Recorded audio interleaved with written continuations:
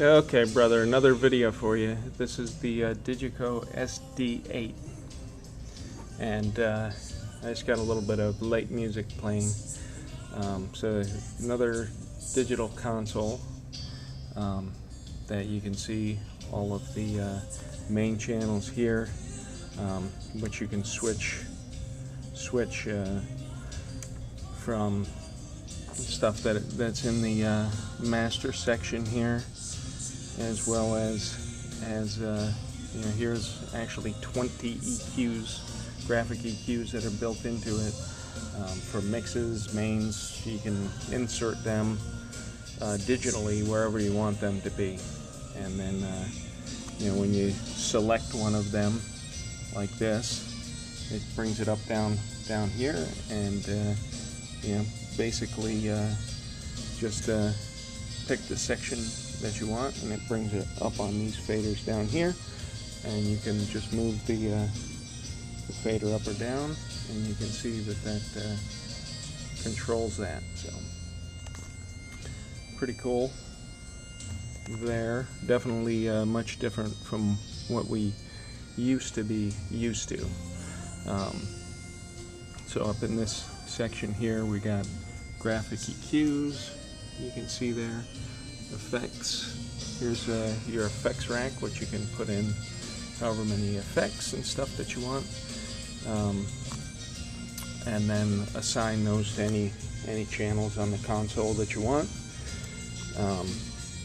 It's also got matrix section that is 16 in by 12 out.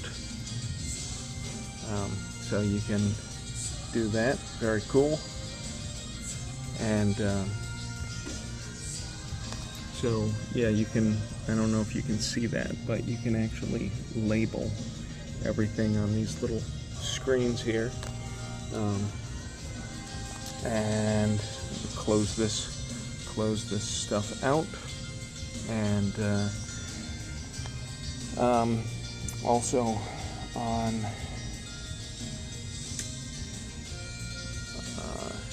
on this console, actually, we got those EQs here, and remember when I selected those, it brings this to that, and then when you close it up here, which I'm going to do in a second, it switches the faders back to whatever we have assigned over here, which right now has DCAs actually selected. So you get to actually group things, not in subgroups, but just have control over whatever signals you have there. Levels to the matrix, group outputs, and then aux ends, or actually like monitor mixes if you're using it as a monitor console. So just like the other console, you can actually use your faders on the channel to be able to put mixes together. So if I had a monitor mix here, or an effect or whatever, I can do that, and you can see all the faders change from being whatever they are now to aux level faders. So you can just go, okay, so I want this and this, to whatever level you want, whatever to that mix, and of course you would want to have it up, and then you could switch to another mix and it goes back to there. But when you go back to there, everything's right where it is. So definitely a lot easier to put monitor mixes and stuff together.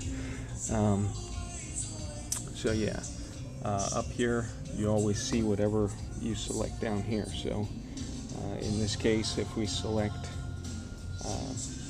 aux faders, groups, so yeah, changes from auxes to groups to matrix faders to DCAs, and you can just assign whatever you want to those DCAs. So pretty cool. You can see where it actually says all mute in those, and you can see down here the ones in red are muted. So yeah, that's the real basics of it. It has some keys over here where you can get immediately to graphic EQs, do whatever you want really over there.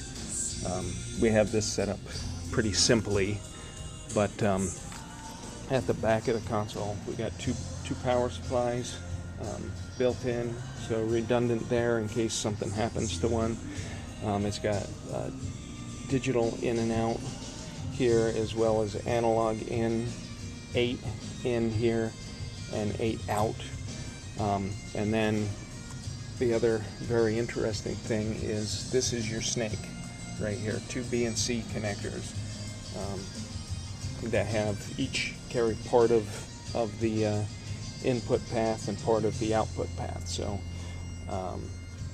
I haven't actually tried it, but I've been told that if you have a mix put together from this console, and something were to happen where this got disconnected or broken or whatever, that the mix would stay the same, just any control or whatever that's happening here would not. At the other end, I'm not going to head down there, but we have 60 channels of mic inputs and 8 return lines. So definitely, like I said, very different from what we used to do in the past, but still the same. Also, one other thing that I forgot: when you're working on any of the inputs, this is as you can see, kick, snare, hat, all that stuff.